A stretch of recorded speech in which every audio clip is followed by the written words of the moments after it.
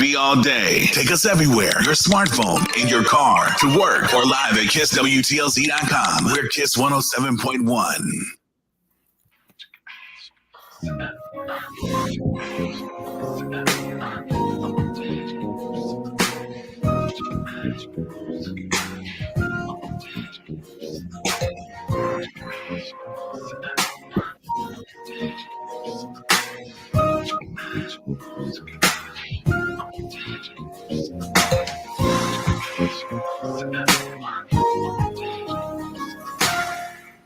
Good evening, ladies and gentlemen. Welcome to another edition of Straight Talk with Kareem Bowen. I am your host for the next hour of conversation.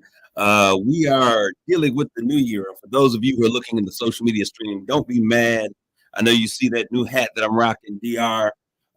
You can get yours. It is one of the hot new brands that's out, happening in the city of Saginaw. If you want your own, you can get your own by getting out there and going over to SVRC and right a kitty corner from my favorite taco hut in the city of Saginaw. All my stuff is up in there. Honey's Tasty Potatoes. They have the best tacos and nachos available in the city of Saginaw. I'm telling y'all better go out there. If you don't ever feel like making tacos, you want homemade tasting tacos, you got to go over and check out Honey. But kitty corner from Honey is DR, Diamond in a Rough. So get your own gear. I got the hat. I went and got the shirt. There is a shirt that is dedicated toward assisting young folks in autism. When you buy the shirt, it's a shirt that you can buy, fashion with a purpose. A portion of that is donated to autism, the School for Autism here in the city of Saginaw. So I am so glad, first person in the social media stream, Miss Rebecca Garth Townsend.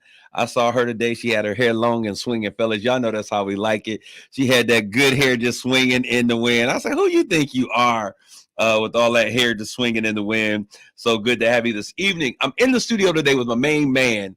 What's going on, Matt? We call him White Soul. I'm doing pretty good. How are you doing today? I'm doing really well. Do you have any special plans today, Matt, for this last day of 2023? Well, not really. After this, I'm going down to Detroit to visit my grandparents. But other than that, not much. What about you? I'm not heading to the D.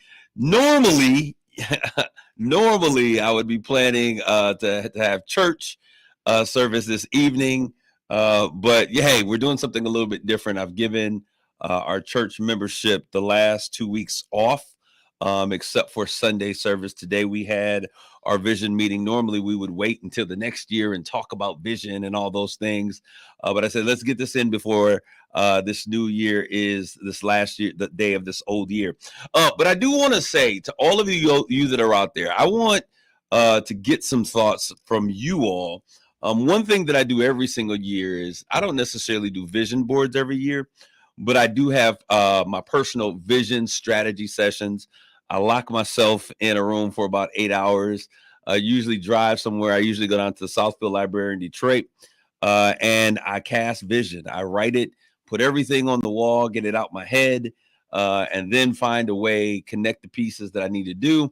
And then I challenge myself to put some construct to it so that we can then utilize the things and the ideas that kind of flow through my head. And so I want to challenge each of you to begin to think about doing something very similar in your lives. It is the way that I'm able to think of great new things, come up with ideas, put things in motion. And so today I want to know, are you guys doing New Year's resolutions this year? And if so, I want to know what they are. And if you're bold enough to call in, the number is 989-921-7107. All right, so we're going to get in the conversation. Those of you who are Lions fans, I want to start off with all of these teams that I never rep, that I don't rep, but I'm going to give y'all shots out because it is Lion season, I guess. With the exception of the game the other day, which I think is a loss because of the coaching staff. Egos and pride allowed them to not just win the game, all these field goals. But shout out to the Lions after a week 16 win against the Minnesota Vikings. The Lions won their first division title since 1993 and their first ever under divisions name as the NFC North following the NFL's division realignment in 2002. This marks also the first playoff appearance since 2016. They are currently ranked number 8th best record in the NFL. I don't believe it. I'm still trying to pinch myself so I can wake up because I don't believe it's real. But to all of my old head Lions, Robert Prochet, and I'm forgetting all of the names. All of those dudes, Barry Sanders and Herman Moore, all of those who were great in the past. I salute you all. I know that you guys have been waiting for an opportunity for this to come full circle. For all of you folks, I see you.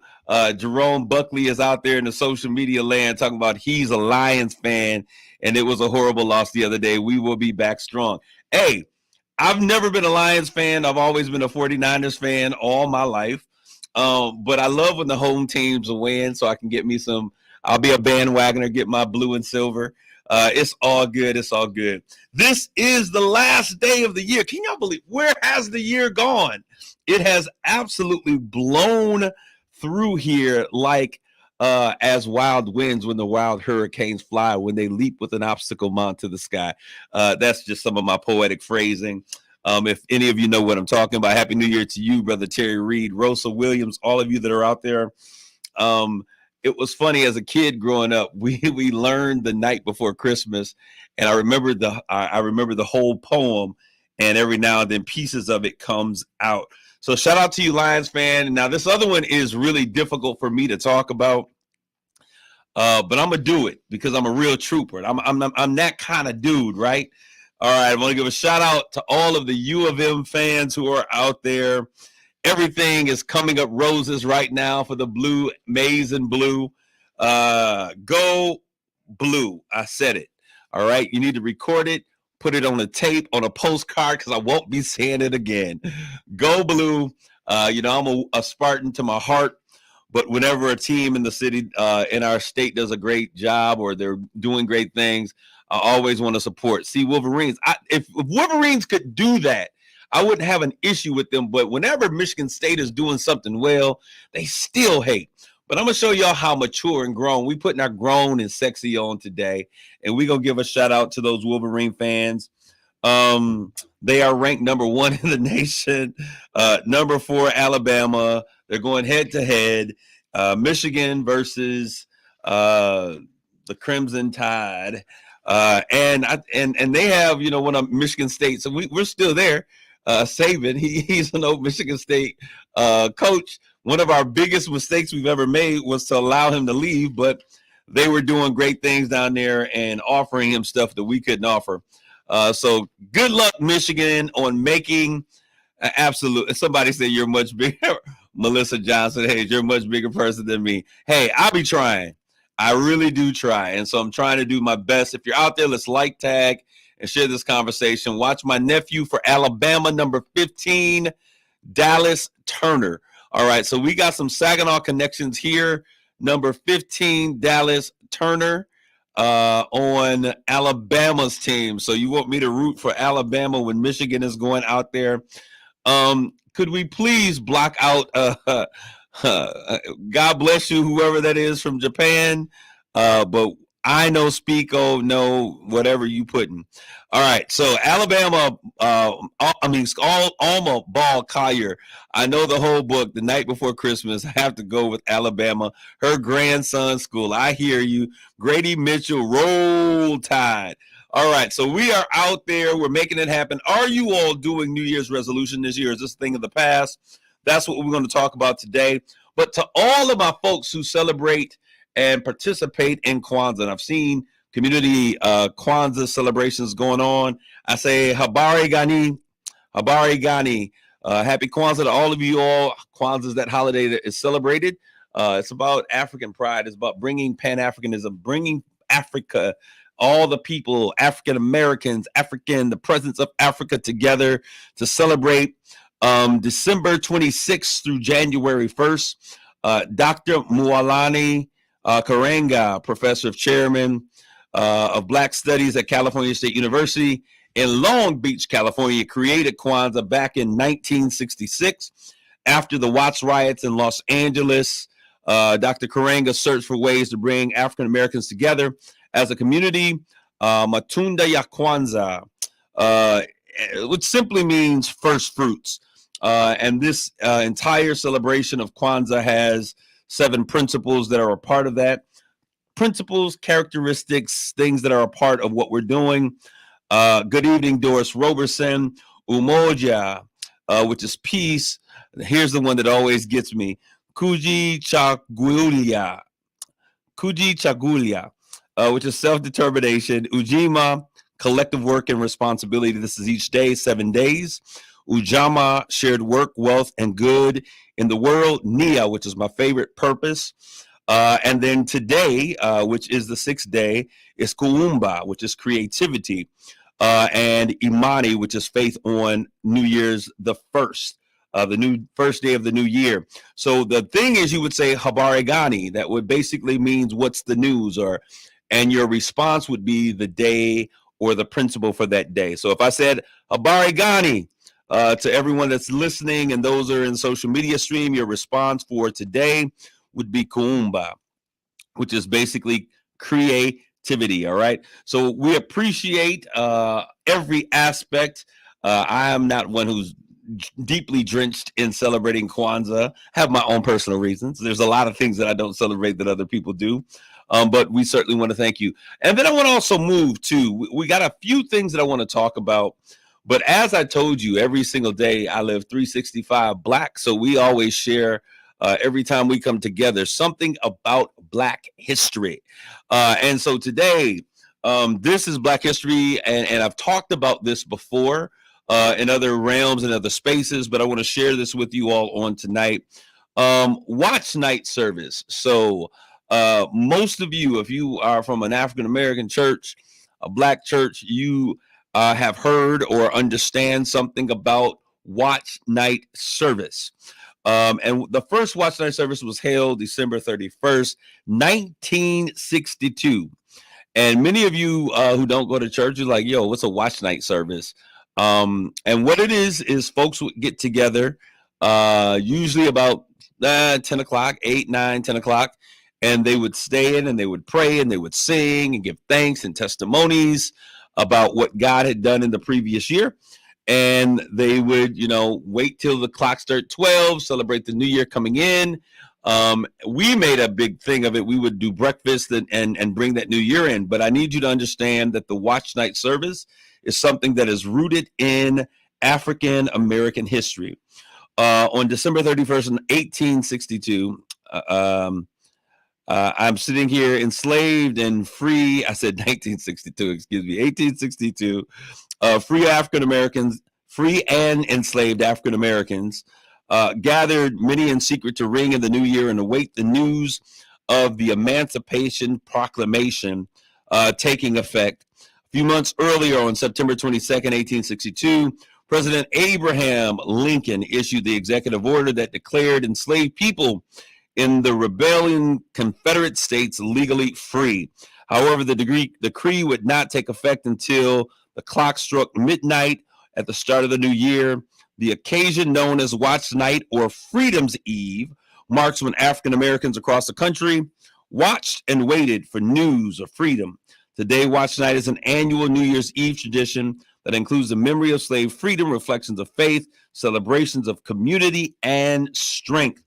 At the time, enslaved Black folk could find little respect, even from the present surveillance. They were being watched all of the time, even in practicing their faith. White enslavers feared that, listen to this, that religion, which was often used to quell slave resistance, could incite the exact opposite if people were not watched as they were celebrating. So they wrote laws that restricted worship in large gatherings, such as that of 1848 Georgia Slave Code, which says, and I'm going to read, no person of color shall be allowed to preach, to extort, or join in any religious exercise with any persons of color, either free or slave, with there being more than 7 persons of color present. That was the Georgia Slave Code in 1848. Of this day, Frederick Douglass, the abolitionist, said, "It is a day for poetry and song, a new song.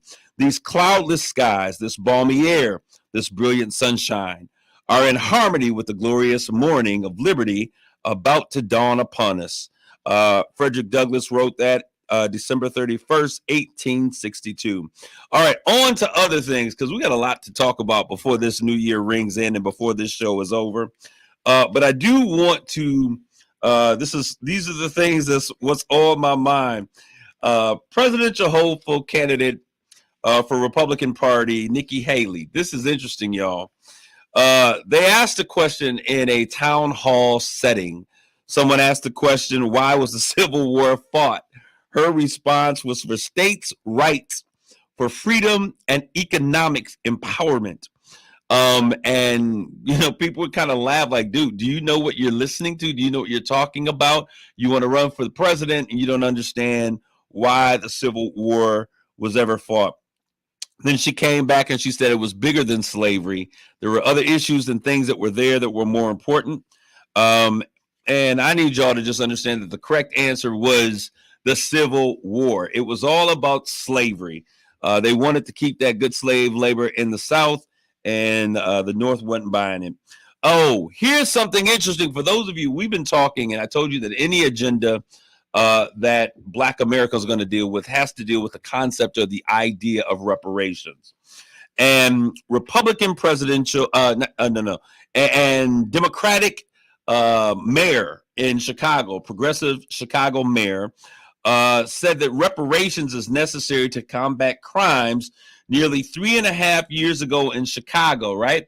And now as the mayor, he is proposing that $500,000 be put aside for the purpose of bringing in change into the city. After the murder of George Floyd in Minneapolis, Chicago promised to do a study on how reparations could be paid to Chicagoans who were descendants of African American slaves, right?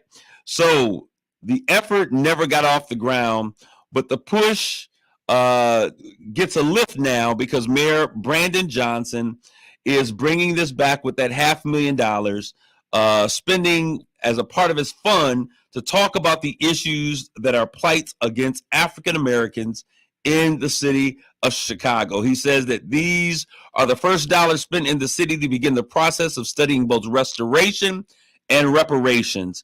When residents who have experienced neglect and disinvestment for generations speak out of their pain and their trauma, this administration and the Black Caucus, we hear you. I need y'all to understand, I always say this, that a riot is a tantrum of the soul. When people have or feel as though that they have no other recourse, we see them act out in ways of violence. I say that with children, and it is the same because adults are nothing but big kids with more mature emotions and complex thinking. So Alderman Stephanie Coleman of the 16th Ward in Chicago, the chair of the Chicago Council's Black Caucus, said that the committee is likely to be of the part of the city's Committee of Contracting Equity and Oversight, which is led by Alderman Emma Mitts, 37th Ward. The panel will meet for no more than a year and then transition to a full commission.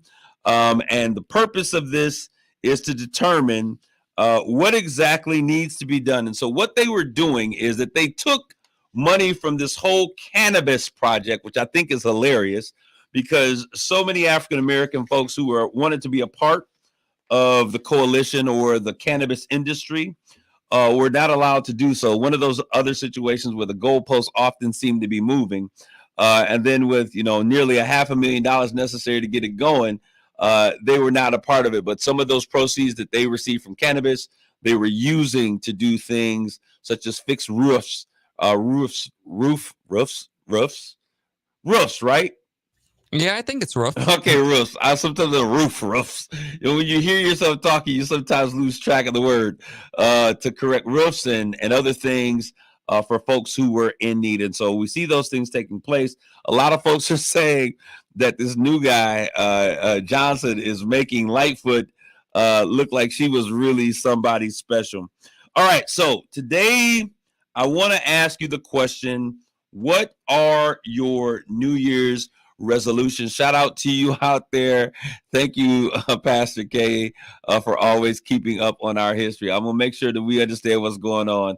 Stacy Crosby out there, stop laughing at your brother as he struggles. Because sometimes, have you ever said a word and you say the word, and when you say it, it doesn't sound like a word, and you keep saying the word, and the more you say it, it sounds less like a word? Yeah, for sure. Okay, and that's where I was heading with roofs. I'm like, is roofs a word or is it roofs? And then I thought about roofs, and then I thought about my dog named Spot, which I don't have a dog named Spot. Neither did Fantasia, but she was continually going home to feed the dog. It's an inside joke. But I kept saying roofs, and I could not get that word out. I was struggling to hit the word. But it is roofs. My grammarian has corrected me on that, so we are good. I want to take a quick break right now. We're going to take a quick break. When we come back, we're going to talk about if you are in fact doing a New Year's resolution or not. I want you all to share with me your thoughts, your ideas. How are you bringing in this new year, and what is it that is happening that is going to be exciting for you in this year to come? Let's take a quick break. Stick, stay, don't go away. We'll be back with more Straight Talk. You're listening to Straight Talk with Kareem Bowen on Kiss 107.1. Santa says touch your nose. Santa says touch your toes. Santa says you could save loads because Santa says every ride goes. Santa Ryan here from Belwassig GMC Buick, your only local Buick dealer and home with a lifetime warranty. And this month, I'm on a mission to deck the roads with as many nicer, newer cars as possible. That means you could take up to $5,000 off the price of any nicer, newer car in stock, based on the price of the car you choose. So don't wait for the jolly old elf. It's time to treat yourself, because you could take $5,000 off. My stockings are stuffed with approvals galore, because my team uses a little holiday magic and my For the People credit approval process. So let's deck the roads, because you could save loads, up to $5,000 based on the price of the car you pick. But hurry, this deal's done once every ride goes, or on December 31st, whichever comes first. I'm Ryan Wassick. I'm your dealer For the People. See all the holiday magic at RyanApproved.com. That's RyanApproved.com. Credit requires bank approval. Negative equity may be refinanced. Vehicle purchase price determines actual discount. Offer absolutely ends December 31st, 2023. It's Macy's After Christmas sale with incredible year-end deals like 25 to 70% off his New Year's Eve looks, 50 to 60% off boots and handbags to complete her look, and 50% off designer bedding from Hotel Collection and more.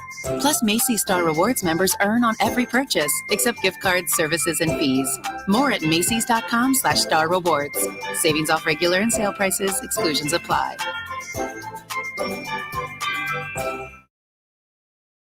Hi, I'm Casey. I don't just work at Meijer, I shop there. Get a $15 coupon like I did when you spend $150 or more this week in store. Print it at checkout, start redeeming next week, and get Meijer Spiral Sliced Ham for 89 cents per pound with M-Perks. Discount automatically applied when you enter your M-Perks ID Limit 1, plus potatoes, green beans, rolls, and more. Then save even more with M-Perks with $1 off per gallon of gas. Get the same low prices, big deals, and great quality in-store and online at Meijer. Exclusions apply. See all deals in the Meijer app.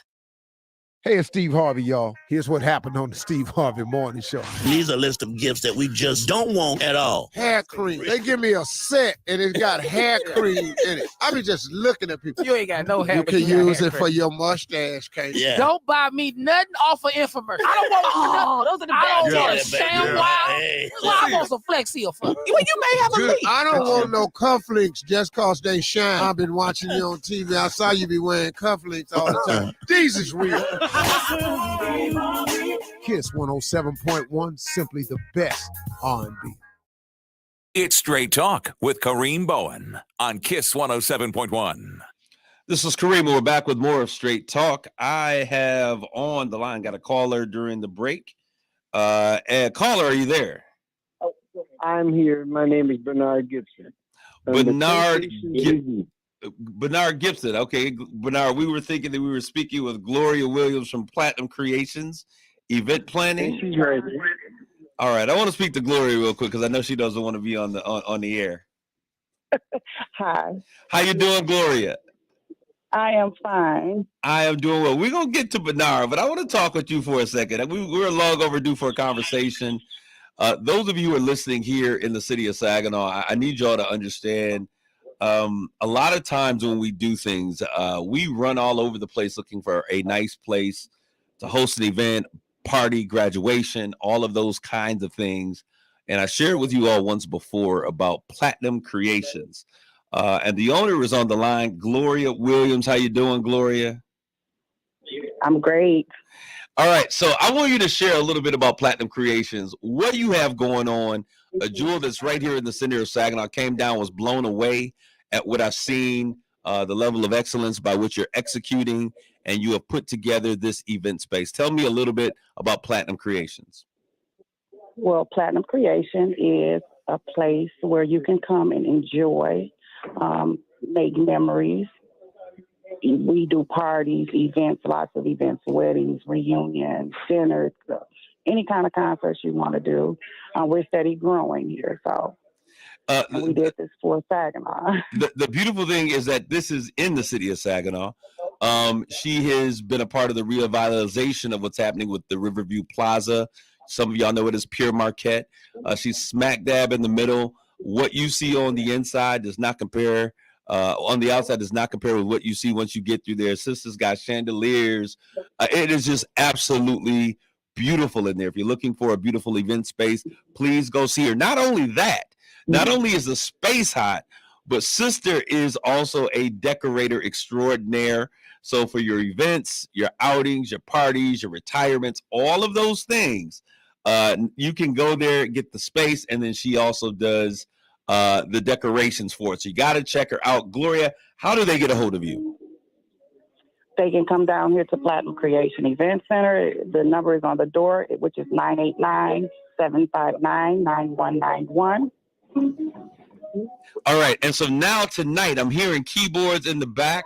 There's something that you have going on, and we're going to get Mr. Bernard on here in just a second. What's happening tonight at Platinum Creations event space? We are getting ready to do the Temptation Review concert, and I'm so excited for it. So come on down. The Temptation Review concert. And so you had a Mr. Bernard. What's Mr. Bernard's last name? Gibson. Gibson? Yeah, Bernard Gibson. Mr. Gibson, how are you doing, sir? I'm good. How are you, Kareem? I'm doing amazing. Welcome to Straight Talk. So, Mr. Bernard Gibson, we heard something about Temptation Review. Dennis, come on, let me know what's happening tonight. Well, first of all, we're here, at the club here tonight. It's going to be a big evening. We all know New Year's Eve. We're here to perform. I'm a former member of the Temptations. I've worked with Otis, Richard, all of them guys. Back in the day, we just left Aruba, Otis and I. But Dennis Edwards, myself, Damon Harris, hey, just to name a few, and Ollie Woodson, I can't leave Ollie out. I work with them all over the world. But we're here tonight to do it here in Saginaw, Michigan. Okay, you said you're here to do it tonight here in Saginaw, Michigan. Tell me what exactly what is it that you're doing tonight? Well, we're going to bring back a lot of the old memories of what the Temptations have done, and then we're going to add in a little bit of tribute for the Temptations, period. It's my review, being that I've been with that group once upon a time, but I'm doing the review just to bring back some of the good memories that I can share with the people and my new partners in crime, I call them. All right, so everybody loves the Temptations. As a matter of fact, y'all was just rocking out to the Temptations on listening to the Temptations Christmas album. Was turned in on the radio and was listening to the Temptations. The world loves the Temptations, and you have a direct connection, touring, singing, doing it. So tonight you all are doing it. Who else?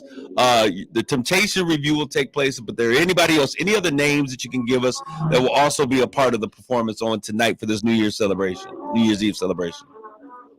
Well, no more than the members of the group here, which is Errol Love, Marvin Abney, we have Eddie Camden and Roquel Edwards, and myself, Bernard Gibson. All right, that is absolutely. We had Eddie. What's that? There was nothing. I said I don't think there's anyone else that's going to be doing any of the opening, but we're going to have fun. We're just going to have big fun. And once again, if we can get how they can get those tickets, those last minute tickets, if you haven't made up your mind, it's still early. It's 6:30. Is there space yet available? Yes, there is, and they can come down here and buy tickets at the door, or they can go on etix.com. All right, so let's make sure that if you're not doing anything, you get down there and you enjoy this amazing night with the Temptation Review at Platinum Creations. What's that address once again? 264 West Genesee.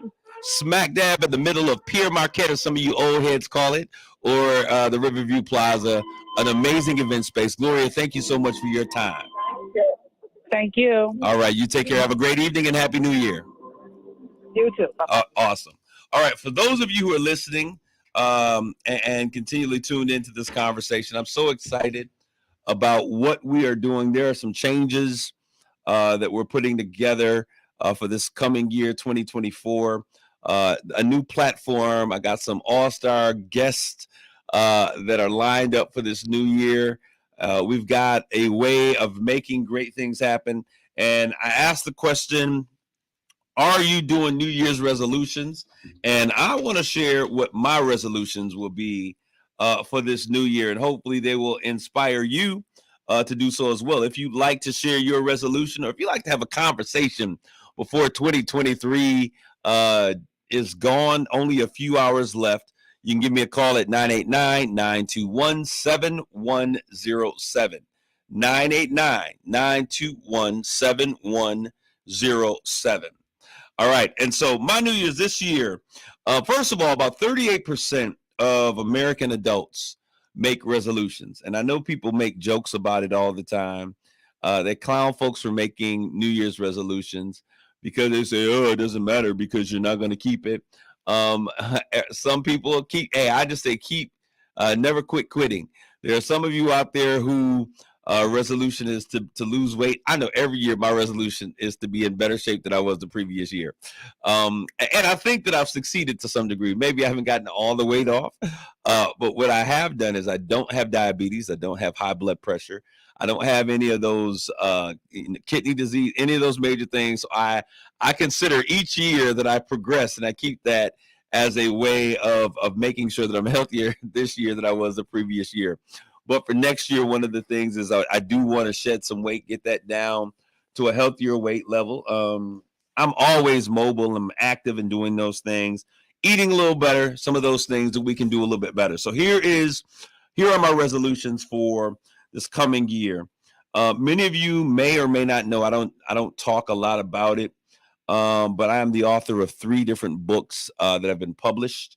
I did share that one of those books is in the Library of Congress, and that is What We Must Do to Save Our Seed, Reclaiming a Lost Generation. It's Reclaiming a Lost Generation, What We Must Do to Save Our Seed. And so this coming year, what I would like to do is to, I want to do some edits, some rewrites, and to republish that book. And I also have another book that I am writing and have been writing for actually a couple of years. I want to bring that book this year. I want to write 2 books. I want to do a revision, some edits, and some additions to one book, Reclaiming a Lost Generation. And then the other one I want to do is a full out book. It's a book, my personal experience, and I share this from time to time with grief. I dealt with grief, I think, in a very different way than most people ever have. And one of the reasons, so I've been writing a book about how we can cope and deal with grief, what's important in dealing with grief. In 2009, I lost my grandmother, who was one of the greatest individuals in my life. And just 5 years prior, I had lost my grandfather. And so dealing with the loss of my grandfather was one thing, because before I lost my grandfather, a few years before that, I lost my biological father. And then a few years before losing my biological father, what I considered my family dynamics, my family unit, my parents went through a divorce. A few years after, my biological father passed away. After a few years after that, my grandfather passed. who was the only man that had been consistent in my life my entire life. And then 5 years after my grandfather passed away, I had to deal with the fact that the woman, the matriarch of the family, Mother Ansel Bowen, who I love and cherished, who taught me so much about who I am and my faith and belief and all of those things, she passed away. And then after losing her, 9 months later, my spiritual leader, who had been a part of the ministry for 26 years, Bishop Marvin C. Pryor, the founder of Victorious Believers Ministries, at 924 South Outer Drive, he passed away on February the 22nd, I believe the date was. It's kind of remains in my head. So May 7th, February 22nd, 9 months later, I lost that leader. And in that period of time, I was working with family members. My family was so close knit that we were working on how I was trying to figure out how I could, take care of my mom, make sure she was okay. My uncles and aunts, this was their mother, even though she had raised me. This was in fact their mom. And so I was trying to be strong and be there for them and never went through a grieving process. And I know that I'm speaking to someone else that's out there right now. My hearts and prayers go out to the Lamar family and the loss of your husband, brother, uncle, friend, and you just lost your mother, grandmother, the matriarch of the family, and now you turn around and you lost your brother. And so I pray for you all, but I want to say to make sure that you spend the time that's necessary to go through the grieving process. I did not, and I found myself lingering and getting caught in a stage of having to deal with grief and not knowing how to assign it because I did not allow myself to go through the process. And so with that, I wrote a book about what it was that I did and what I experienced in that time and how I eventually found an avenue to go through a process of grief and relief, allowing it to take place. Alma Collier, I have 2 children's books just sitting here, and Logan is done with his book, just needs typing. The publisher is waiting for us to type our books. Alma Collier, make that your resolution, that you will write those books, that you will complete them and bring them to publishing. And when you do, make sure you stop here at Straight Talk so that we can talk about it. I, too, am the author of a series of children's books. The books have been written. I'm waiting for an illustrator. It's one of the other things that I would like to do, but I got these 2 books, one on grief, a revision on reclaiming a lost generation. And then maybe we can look at what Almer's doing and work with the book. When I work, I win. It's been something that has been written for about 6 or 7 years. But there's a series of them that are in there that are going to come out. What is your New Year's resolution? So that one is on top of the list, to complete the 2 books that I need to write. And then the second thing is to monetize my time and my presence on social media. There are a lot of people who are making a lot of money on social media. And many people think that if you just get on there and you post and you just keep posting, that's how you make money. No. The way you have to do it is there are parameters. You have to grow an audience. You have to spend time creating shorts, is short form content, which is a minute and a half or less. And you have to be consistent about doing that. I have been doing social media engagement. I have thousands of posts and content going all the way back to 2009 when I really began to take it seriously, but I've never taken the time to monetize it. Many of you who have platforms and have things to say, YouTube is a great platform for you to put that information out there to begin to grow your audience. I think it's used to be 100,000. I think they've even changed in terms of what is expected in order for you to begin to get paid. But there are people that are really growing their audience, understanding those keyword searches, how they play, getting people to like, tag, and to subscribe, and create content that people are interested in listening to. So that is my other thing. I want to monetize my social media platform, both on Instagram and YouTube. I don't use it oftentimes, but I find myself strolling in TikTok, putting short form content there, leading to other spaces. The third thing I shared with you all about getting healthier, getting to the gym, and things of that nature. Then I want to harness my true potential, and I want to put this on the parking lot right now. I want to take a pause right here really quick. One of the things that I really want to do for this new year is I want to harness my true potential. And that's something that I've never even thought of before. But what I've realized in working with people and talking with people, that there's a lot that is in me that I want to get out. And if you're out there and you're saying, listen, there's so many things that I desire to do, so much that goes on in my head, and I want to get it out. I want to have some think tanks for folks like you all, where we can get together, that we can begin to brainstorm, we can put things on the wall, and then work with one another to put these things in some type of order that we can work with. As I told you, each year I do like this this brainstorming session where I put things on the wall, that I draw lines in between things that have a connection. We need to have those kind of sessions. I think that a lot of the answers that we're looking for in our community and in our lives comes when we are able to have those supernatural spiritual dumps of the information and the content, the ideas that God gives us. So I want to make sure that I harness my true potential. So I'm going to spend some time with people who know me well, people who connect dots well.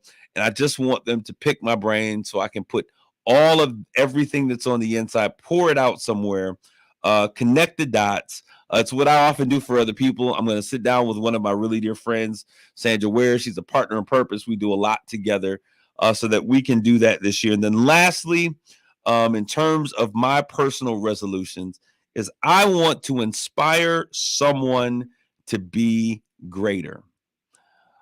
I know that sounds like a lot, but when I look at all of the things that I do, that means that we now have to be intentional. If you're out there and you're listening to me today, I hope that everyone would put this on your list of things that you would like to achieve in 2024. There is such a divine and amazing power when we begin to talk about inspiration. When you inspire someone, someone once said that a leader is someone who inspires someone else to do more, to be more, to become more, to achieve more. And that is what a true leader is. And my year of 2024, I want to inspire someone to be greater than you are today. You guys have gone silent in terms of what your resolutions. Matthew, have you thought about, or have you in past years? Let's start there. Have you in past years done New Year's resolutions? I mean, I've thought of them, but I've never really continued them after probably the first week of January, if I'm gonna be honest. What were some of your previous resolutions? To get better grades throughout the school year, to lose weight and exercise more, to become a starter when I was still playing sports at the time. I don't know, really as you just said, depends. but they didn't work out too well. There's a lot of people out there who they don't work out very well. When you look at this year, so have you thought about making a resolution? Have you made resolutions for this coming year?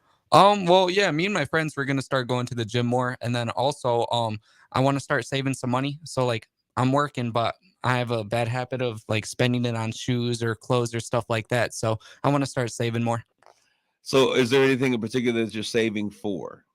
No, not really. Just I want to be able to have money if I need it. Okay, awesome. I think that's great. Now, I want to share something with you. And this is a whole segment.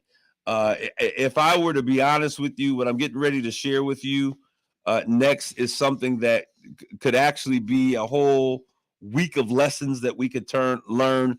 But in the next 15 minutes, I'm going to share this with you. And I want to challenge each of you to become better in 24 than you have ever been. The theme of our ministry, and it's so crazy. I had the craziest thing happen, and I want to share this with y'all.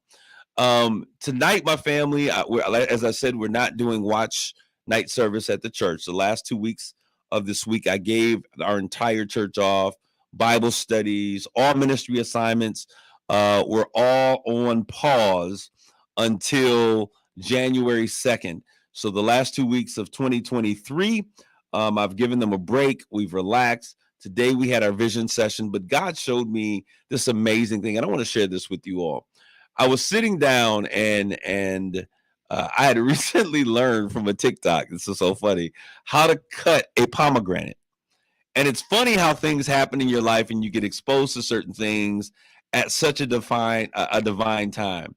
So I saw the video, and I've always liked pomegranates, but I've never liked, or I know it was difficult getting to the essence, the seeds on the inside, which is the best part of the pomegranate. It's what you eat, right? And so I went in and I cut it the way that it did, and it opened up and the pieces came apart, and I was able to get to the seed. And so the second time I went through, I pulled the pomegranate open, and when I pulled it open, the Holy Spirit was like, look at the pomegranate. And so I began to take a look at the pomegranate, and I just took note of some things that I want to share with you. And then I want to talk about change, and I want to talk about what the vision of our ministry and my personal life is going to be for 2024. And I hope it blesses you. When I looked at the pomegranate, those of you who never seen, a pomegranate is a single fruit. It looks almost like a grapefruit on the outside. You get inside, and there are literally hundreds of seeds, which are edible, that you can eat. And when I looked at it, he said that you are like this pomegranate. You're singular on the outside, but on the inside of you, there has been so much that has been planted, so much that has been sown into your life. And everything that has ever been spoken positive concerning your life, every seed that has been planted in your life, is going to prosper. It is going, and I have commanded that it brings forth. And I was blown away, because if you look at the potential of what a pomegranate has by the seeds on the inside, seeds represent potential.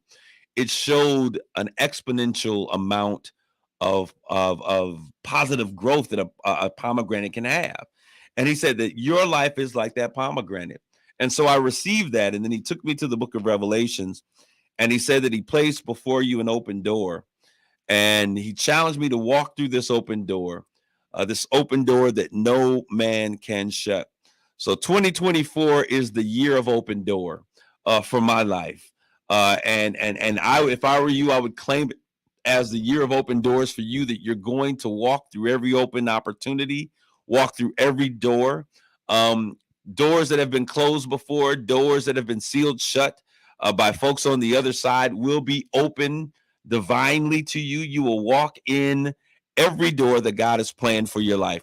And so I think that's so amazing. A loving Dow, I have missed you for so long. I haven't heard from you. I don't have any resolutions. Letting God direct my steps will not miss my purpose. I know that's right. This is a year of divine intervention where God is opening doors and making ways where there was no way. So this is what I want to share with you all. And it's the truth behind change. And one of the greatest speakers out there, John Maxwell, Leaders, he shares these principles, and I want to share these principles with you. These are some things that govern my life as we think about making change happen. The ending of one year and the start of the next year is the place where change happens. And this is what he says. There are 4 times where people change. 4 times or 4 seasons when people will change. The first one when people will change is when they're hurt enough that they have to. Pain is an amazing motivator for change. And when we talk about pain, pain comes in a variety of ways. Pain can come from the loss of a loved one. Losing a spouse or a loved one will cause you to have to rise to occasion. If you were, I talked to a lot of women who said, I never had to take care of bills. He took care of all the bills. I never had to worry about this. He took care of this. But when you lose that individual, it will force you to have to change. When you become hurt enough, you have to change. You realize that you can't stay there. You won't succeed. If you were dating someone and you had a really bad breakup, or maybe you were cheated on, you will make some changes in your life, because you will say, I will never find myself in this place again. I remember I had a situation that occurred in my life. I said, I will never be in this place again. where someone has the ability to control my destiny. Maybe you were let go by an employer. You're saying they will never have the ability to control my destiny, how I eat, when I eat, how well I eat. And so you make the decision to change. So the first reason why people will change, and there are 4 of them, is when you've been hurt enough that you have to. And pain is a great motivator. I see you out there, Annie Babers. She said, pain will make you change. Yes, it will. It is a great motivator to do things differently in your life. When you've been hurt by something, you will ensure by insulating decisions that you will never be put in that position ever again. The second reason why people change is when you see enough, and this is what I was talking about just a second ago, when you see enough and you're inspired to change. And that can be both positive and negative. I want to tell you that in 2020, I saw enough that I was inspired to make change happen. Not only was it George Floyd, even though a lot of what was taking place happened, George Floyd came along as the straw that broke the camel's back in 2020.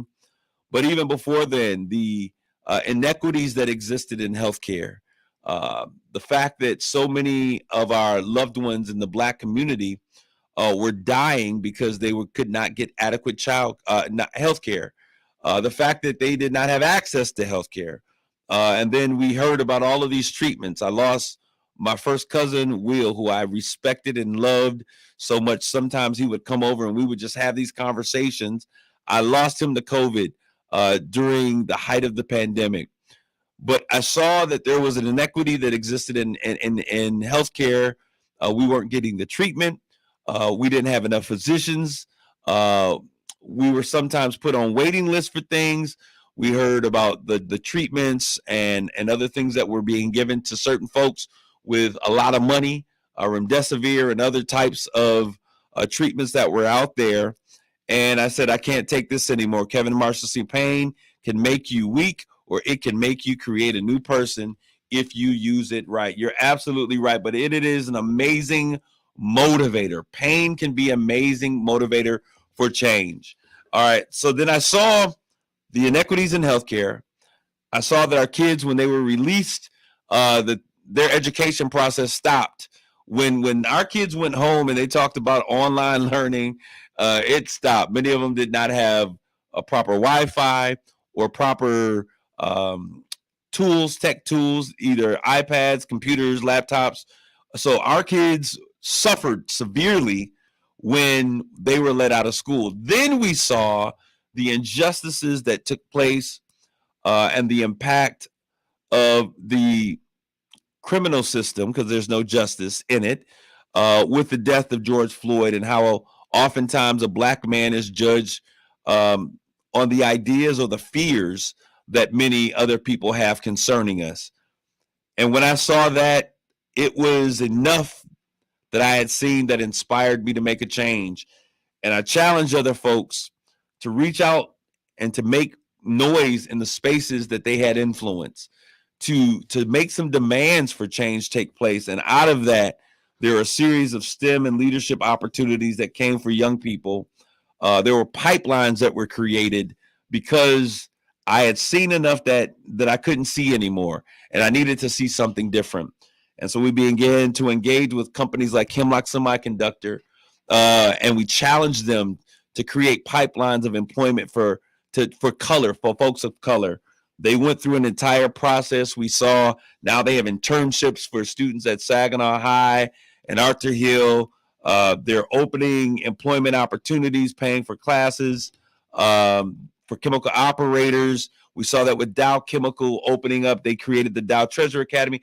Dow has been on steroids in terms of their community investment since the George Floyd situation. So we saw enough that we were inspired to make change happen. I hope that in 2024 that you get fed up with the things that you see around you, that you would be inspired to make change happen. The third reason why people change is that they learn enough that they want to. one of the reasons why I do Straight Talk with Kareem Bowen, it isn't just that I have a platform on the radio. I don't need a platform. There are other platforms I had. As a matter of fact, before I came to Straight Talk, I was doing Morning Manna with Pastor K. Had 14,000 people that were part of my private group, 8 countries that were involved. Out of that, there is a church in India, Vincentata Prasad, the pastor there, 15 other pastors in India that I pastor on a regular basis. Every month, we have pastor training where I actually train with them. So I was not looking for another platform. There are things that I'm doing even right now. There's a church in Kenya that's inspired by the type of ministry that we do here. And so I've been working with those individuals. But what I began to do is I learned that as we begin to teach and we give people tools and we show them, one of the key elements of leadership is showing people and teaching them how to utilize what they have and how what they have has the ability to transform our communities. I began to understand the importance of teaching and training. So I want individuals to understand that inside of you, when you are given the tools and you are taught and you learn the principles of self-governance, learn the principles of self-encouragement, learn the principles of being committed to change, what you will realize is that as you learn more about the importance of what it means to have voices in your community, you'll want to change. So Straight Talk was all about helping our community be engaged at the very basic, from Wall Street to Main Street, the issues that impact us on a daily basis. If it's voting, I heard someone talking about the Memorial Cup. Jimmy Green will be here next week. And I'm gonna have a real conversation. Y'all know how I do. He's what I would consider a friend in the community. But my question would be, he's not a part of the Saginaw community in terms of being born or raised or really operating in the Saginaw community. So how is it that someone that isn't a part of our community comes in and is responsible for the Black folk in our community? That's a real problem. But when we understand how dollars work, when we understand how people work, that would inspire us enough. When we learn these things, it challenges us to change. So I'm excited about him coming on next week. And the fourth reason why people change is that they receive enough that they're able to. I want you to know that folks who are on Skid Row don't enjoy being on Skid Row. People who are broke, busted, and disgusted, notice the last word was disgusted. They don't want to be in the situation that they are. Many people think that people that are in poverty want to be in poverty, but sometimes poverty is the only way of living that they've ever understood. So when we empower them with information, we empower them with tools, and we empower them with resources, and they receive what's necessary to make change happen, change will take place. That's why I often say that if we're really going to talk about change in the Black community, that conversation has to start with reparations on a federal level for our communities. It's not that we enjoy violence, but violence is a subculture of poverty. Poverty is key to solving the issues of violence. I hope you guys are having an amazing evening on today, on this last day of 2023. My time has come to an end. I certainly encourage you all to dream big, to challenge yourself to be greater, to do big things in 2024, to walk through every open door that God opens for you, and to take nothing for granted. On this evening, be safe. Take care of your loved ones. I love you all. I wish you all a very happy new year, a safe new year, and let's make 2024 safer, better, more prosperous, and powerful. I say to each and every one of you all, God bless you all. Grace and peace. You're listening to Straight Talk with Kareem Bowen on Kiss 107.1.